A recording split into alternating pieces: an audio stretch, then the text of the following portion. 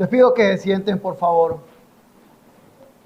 y abran sus copias de la palabra del Señor en Hechos, capítulo 19. Vamos a terminar este capítulo hoy. Vamos a leer de los versículos 21 al 41. Hechos 19, del 21 al 41.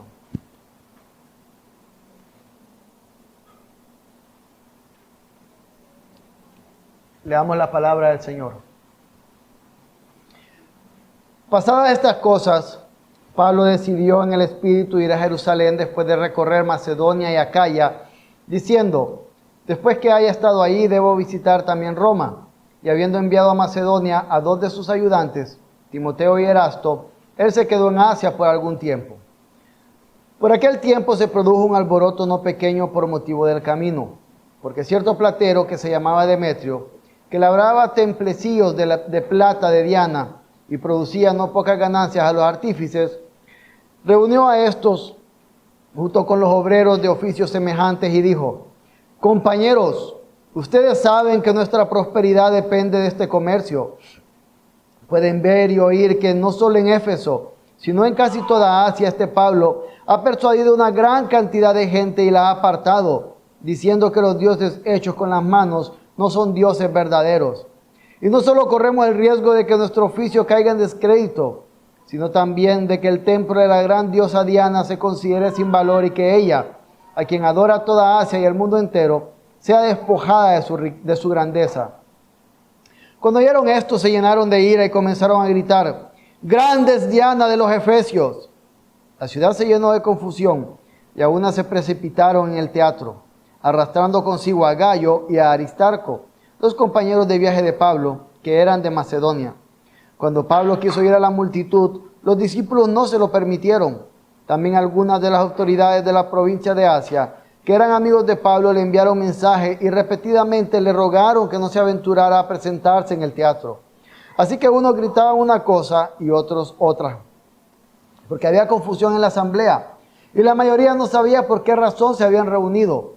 Algunos de la multitud pensaron que se trataba de Alejandro, puesto que los judíos lo habían empujado hacia adelante.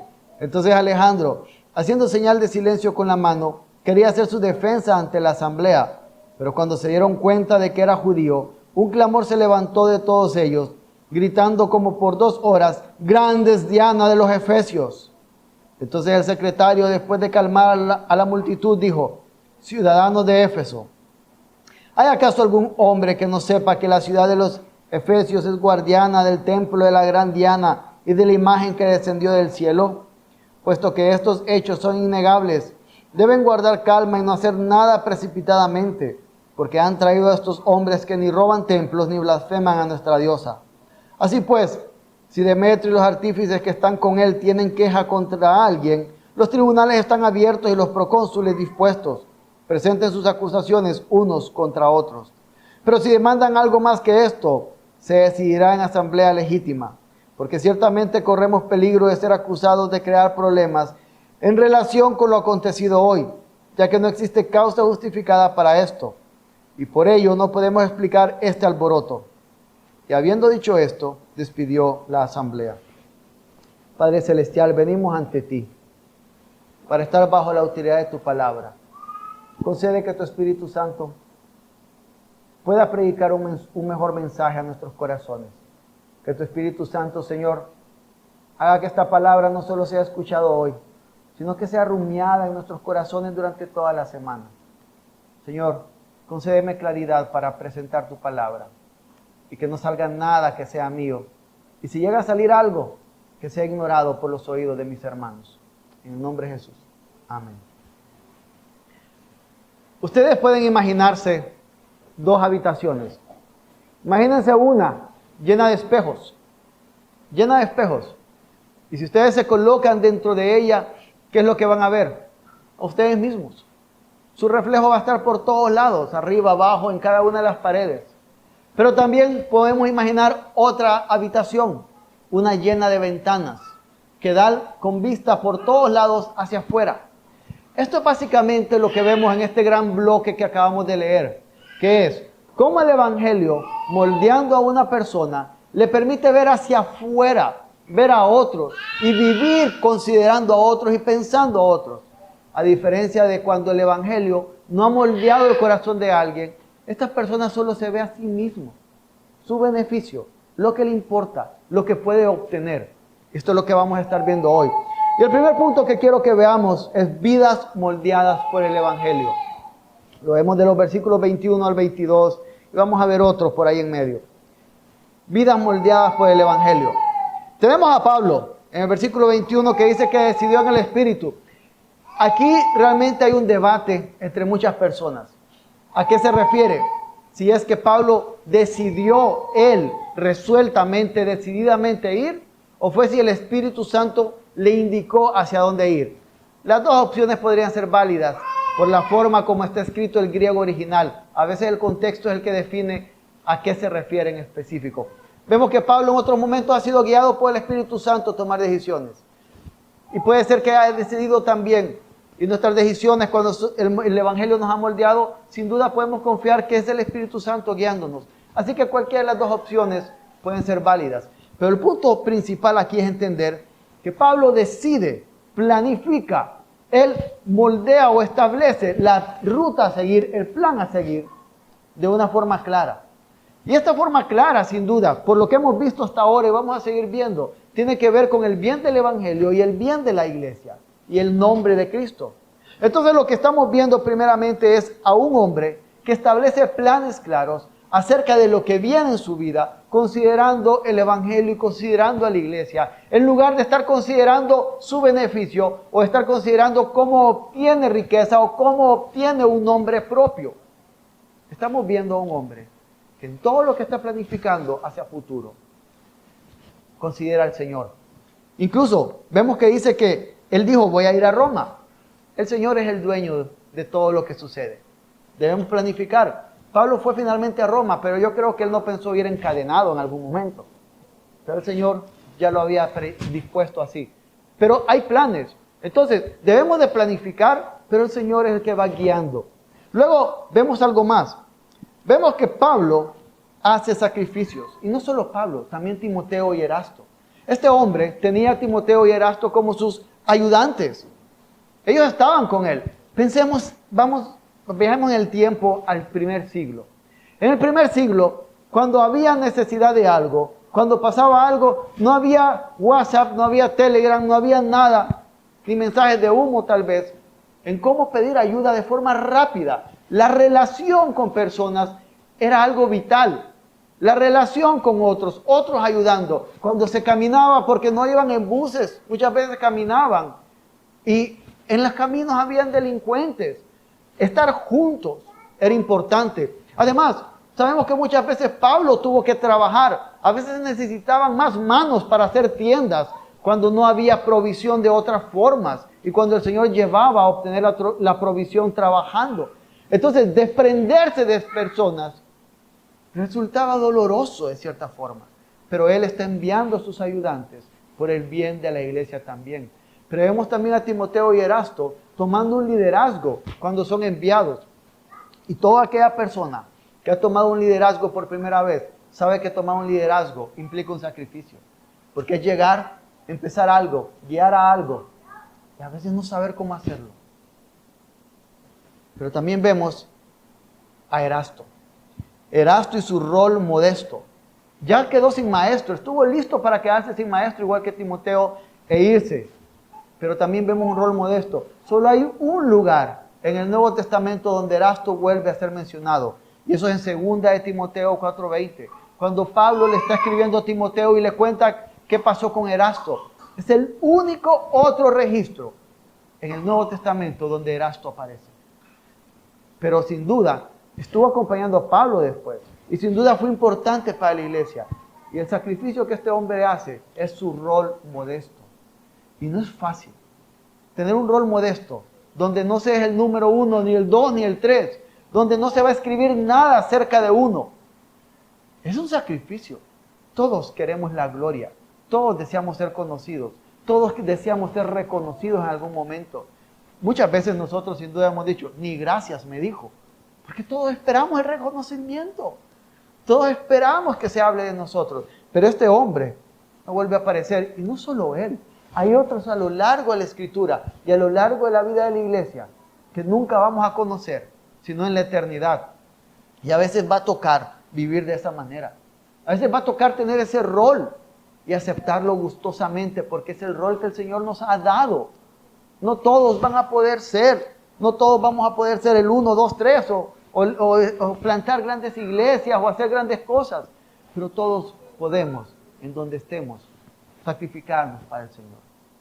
Entonces lo que estamos viendo con estos hombres es que una vida moldeada por el Evangelio siempre planifica con el bien del Evangelio y de la iglesia en mente, y además está lista para hacer sacrificios por el Evangelio y la iglesia. Pensando en esto, debemos preguntarnos algunas cosas. En primer lugar, nuestros planes consideran al Señor, su iglesia y su Evangelio. Cuando nosotros planificamos vacaciones, cuando nosotros planificamos un nuevo trabajo, una mudanza hacia otra casa, cuando estamos planificando estudios, niños, un día ustedes van a crecer y ustedes van a estudiar en otro lugar, quizás. Esa decisión de dónde estudiar va a considerar al Señor y su iglesia. O simplemente es considerar el mejor trabajo, la mejor casa posible, el mejor título que se obtiene en esta gran universidad, pero no se considera al Señor. Incluso cuando vacacionamos, estamos considerando cómo voy a adorar en el día del Señor en otro lugar o pensar en adorar al Señor. No es lo que viene, porque creo que cuando estoy de vacaciones también tengo vacaciones de la adoración al Señor. Estas son las cosas que debemos de preguntarnos en nuestros planes. ¿Estamos olvidando el Evangelio en nuestros planes? A veces tomamos decisiones de ir a vivir a lugares donde no estamos, sí, lejos de la iglesia. A veces es inevitable, pero lejos de familia de la fe. Personas con las cuales podemos estar juntos. Ese tipo de cosas, el Evangelio tiene que moldear cómo planificamos. Pero del mismo modo también tenemos que preguntarnos, ¿estoy listo para hacer sacrificios o hacer cosas incómodas por Cristo, por su iglesia y su Evangelio? ¿Estoy listo a sacrificar mi comodidad? O cuando se me plantea, oremos juntos, tengamos un tiempo de lectura de la palabra, o hay convocatoria de la iglesia para oración o para adoración, siempre es, no me funciona. Eso no funciona en mi tiempo. Es siempre llenarnos de excusas y ver qué es lo que me funciona a mí mejor. ¿O estamos listos para renunciar a algunas cosas? Que no significa que sean malas cosas, pero que por el bien de Cristo, de su nombre, de la iglesia, del Evangelio, ¿será bueno que consideremos renunciar a ellas? También tenemos que ver algo más acá. No solo vemos una vida moldeada por el Evangelio en estos primeros 2 versículos. Lo vemos más adelante. Ya leímos que hay una multitud que se levanta, que hay una multitud que quiere hacer, que hace una revuelta y toman a Aristarco y a Gayo, acompañantes de Pablo. Y cuando Pablo escucha de esto, él quiere ir a la turba, quizás por amor a Aristarco y Gayo, quizás por amor a la turba. Él está listo para arriesgarse por el bien de aquellos que ama, incluso por el bien de aquellos que no lo aman a él. Está listo, una vida moldeada por el Evangelio. Y a veces nosotros mismos decidimos no visitar a un hermano porque vive en un barrio que es peligroso. Porque hemos escuchado que tal vez entrar ahí no es fácil y que hay que caminar una gran cuesta, una gran loma, y no queremos hacerlo. A veces no estamos listos para sacrificar nuestra comunidad, para tomar cosas que pueden ser peligrosas, sí, pero por amar a aquellos por los que Cristo murió. Y esto es lo que vemos aquí, vidas moldeadas por el Evangelio. Pero también vemos otro punto. Vemos vidas moldeadas por el beneficio propio. Vidas moldeadas por el beneficio propio. Primero lo vemos en este hombre, Demetrio. Demetrio teme perder el beneficio económico que tiene. Y vemos cómo aparece él en los versículos 23 hasta el 27. ¿Y qué hace este hombre? Este hombre, él construía, él era un artífice, él hacía templecitos de Diana. En algunas versiones dice Artemisa, de hecho el griego original dice Artemisa, pero acordémonos que algunas traducciones se fueron al latín y para latinizar el nombre de algunos dioses paganos, pusieron nombres de dioses paganos como Diana. Entonces algunas de sus Biblias leen Artemisa. Pero entonces, este hombre se dedicaba a hacer esto. Y tenemos que recordar dónde estamos, Éfeso. Ahí está el templo de la gran Diana, el templo de Artemisa, una de las maravillas del mundo antiguo, junto con el coloso de Rodas o con los jardines colgantes de Babilonia. Así era de ese tamaño lo que estaba allí. Y este hombre, obviamente, hacía réplicas. Nosotros conocemos otros lugares donde se rinde adoración a estatuas y se venden estatuas pequeñas. Eso es lo que estaba pasando aquí. Y este hombre tenía mucha ganancia, porque dice después que él ganaba no poco dinero. O sea, él ganaba un montón con esto. ¿Y qué empieza a ver él? Empieza a ver lo que el evangelio debe hacer en cada sociedad.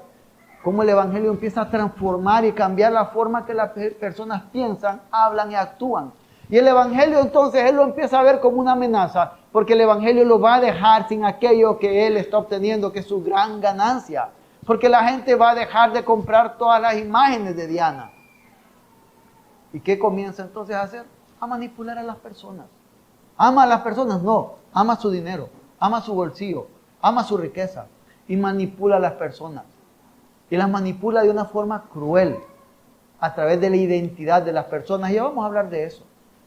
Pero empieza a manipularlas. Y además es triste que este hombre sin duda era un líder, pero un mal líder. Y entonces él viene y manipula a las personas, sobre todo sabiendo, y dice que él reconoce, son dioses que hacemos con las manos. Qué ridículo y qué triste es el pecado. Que ve lo necio de pecar, lo necio de lo que es el pecado, y quiere insistir y mantenerse allí. Entonces este hombre comienza esta revuelta, comienza esto. Pero también vemos a alguien más.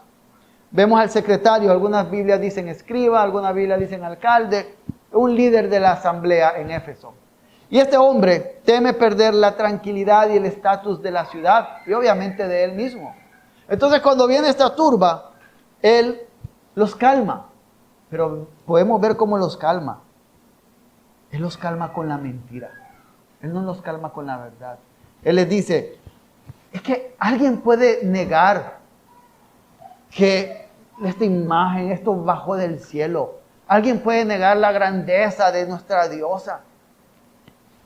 Y les habla con una mentira. Y de esa forma obtiene la tranquilidad que quiere, hablando con la mentira. Haciendo lo mismo que Demetrio, manipulando de otra forma, pero manipulando a las personas para su propio beneficio. Y en medio de esto se da la revuelta. Pero quiero que veamos algo, como un paréntesis dentro de este punto. Es la gracia común del Señor guardando a su iglesia. La gracia común del Señor guardando a su iglesia. ¿Qué es la gracia común? La gracia común tiene dos características. Es la forma como Dios nos da prosperidad. Incluso los que no le aman son buenos en la música, son buenos en el arte o en la tecnología. Y la iglesia lo puede usar. Es una forma. Y la otra forma es el Señor restringiendo la maldad que puede llegar a haber en las personas. Y eso es lo que está sucediendo acá. La gracia común del Señor restringe y detiene el mal que le pueden hacer a Pablo. Porque las autoridades, incluso líderes de ahí, le dijeron a Pablo, que eran amigos de Pablo, no vayas a la turba. Y luego este hombre que busca su propio beneficio, pero Dios lo utiliza para el bien de la iglesia.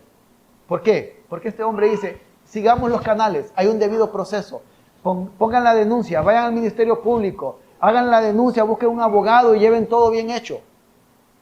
Y entonces es una forma como Dios guarda a su iglesia. Y por esto es importante que podamos orar por nuestras autoridades. Oremos por nuestras autoridades para que de alguna manera el Señor en su gracia común las haga que protejan a la iglesia.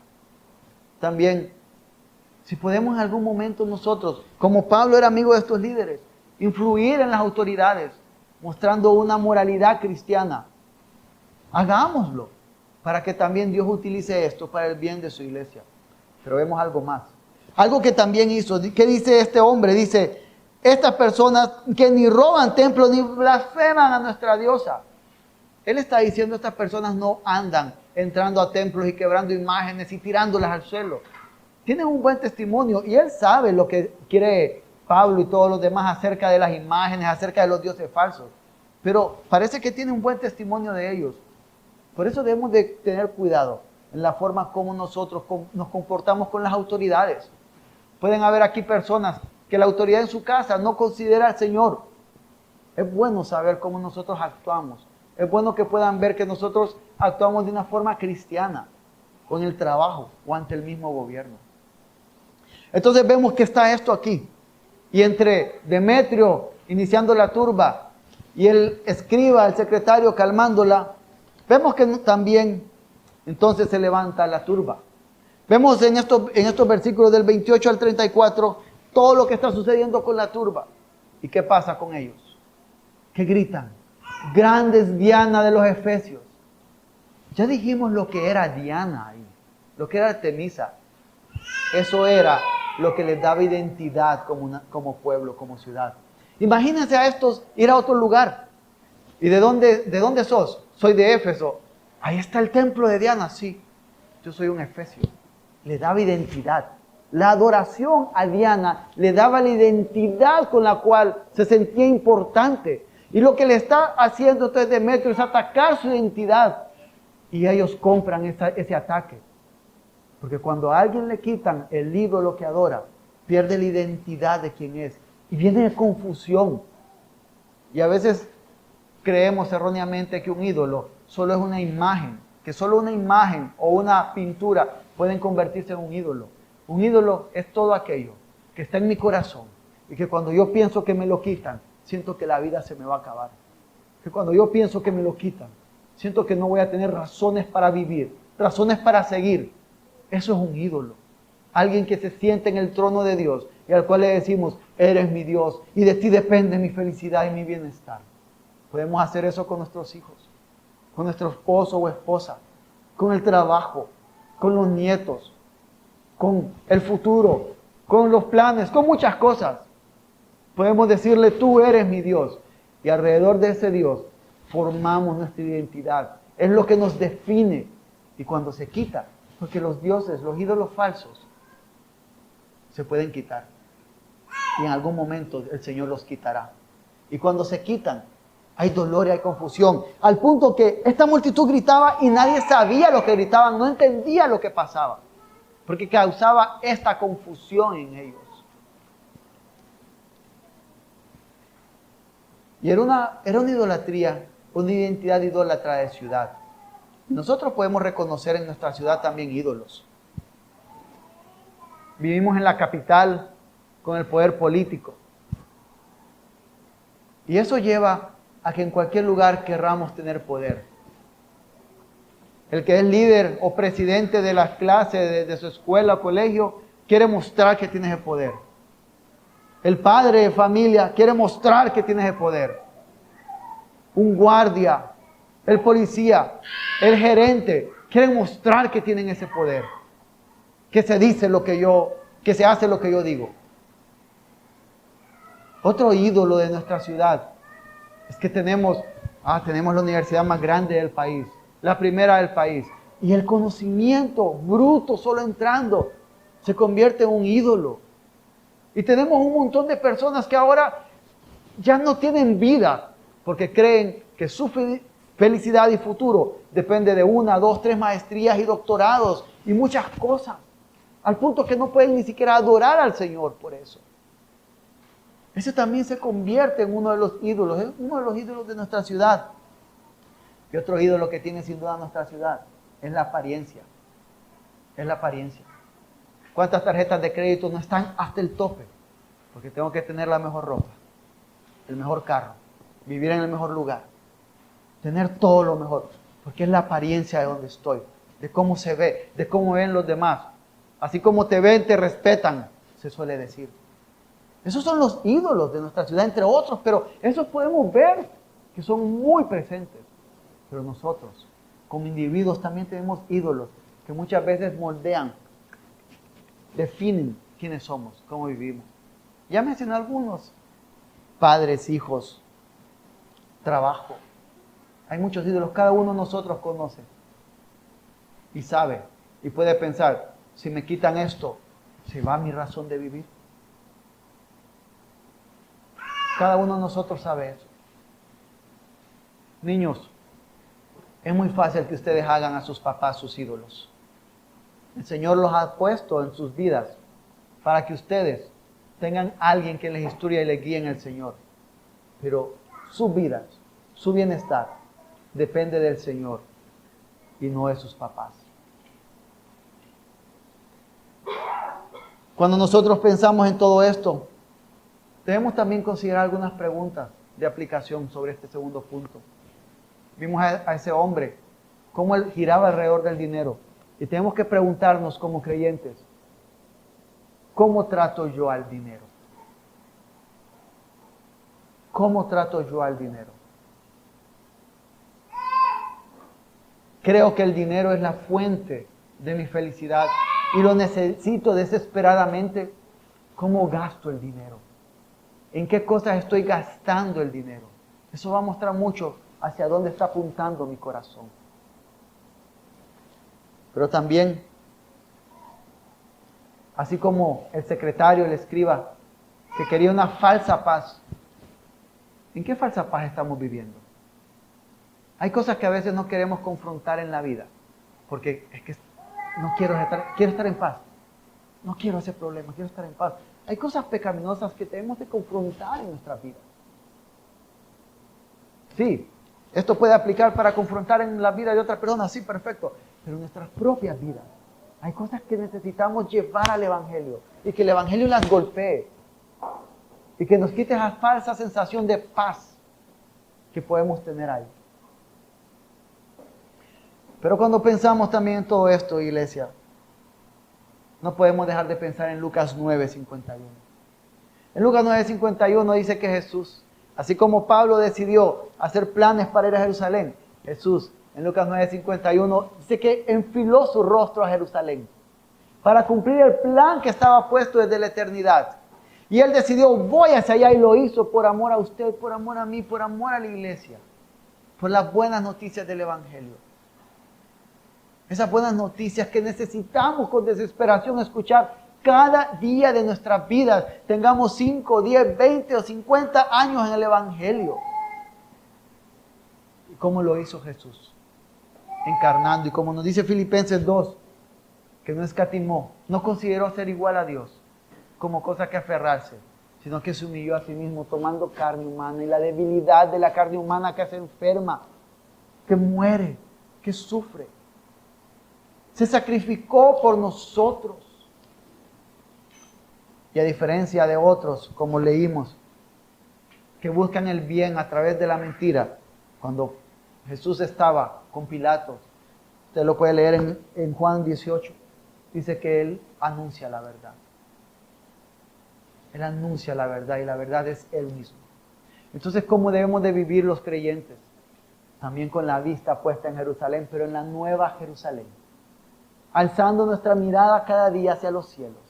Colosenses nos dice que si hemos muerto con Cristo, entonces que pensemos en las cosas que están arriba, que apuntemos hacia arriba. Así debemos de vivir, pero no en nuestras fuerzas, sino en las fuerzas de aquel que se encarnó, que vivió, murió, resucitó y ascendió por nosotros. Y en eso debemos de descansar cada día. Cuando nos damos cuenta que estamos viviendo dentro de esa habitación llena de espejos, donde siempre estamos buscando el beneficio propio. Tenemos que correr a Cristo y decir, Señor, ayúdame por tu evangelio, por tu poder, por tu Espíritu Santo, a amar como tú amas. A poder amar a los demás como tú amas.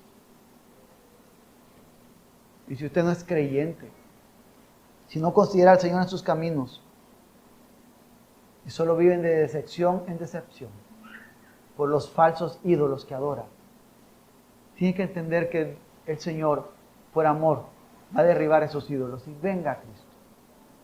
Y pídale al Señor mismo que derribe esos ídolos de su corazón. Para que pueda encontrar la identidad verdadera que usted necesita, que es en Cristo. En nada ni nadie más necesita una identidad, sino que en Cristo Jesús. Oremos. Señor, cuán fácil es para cada uno de nosotros querer vivir para nosotros mismos, querer vivir solo para nuestro corazón, el cual es engañoso. Oh Dios, ayúdanos. Ayúdanos a que cada ídolo que hemos sentado en el trono de nuestro corazón sea quitado. Y eso va a doler a veces. O tal vez está doliendo ya para algunos. Pero haznos recordar, Señor, que mientras estamos viendo cómo tú quitas esos ídolos de nuestro corazón, Cristo se está sentando ahí en ese trono que es solo suyo. Y eso es bueno. Duele quizás, pero es bueno. Señor, no nos dejes construir nuestra identidad alrededor de personas, alrededor de planes del futuro, alrededor de cosas, sino que toda nuestra identidad sea construida solo alrededor de Cristo. Porque Cristo nunca será quitado de nosotros, porque Él ha prometido estar con nosotros hasta el fin. En el nombre de Jesús. Amén.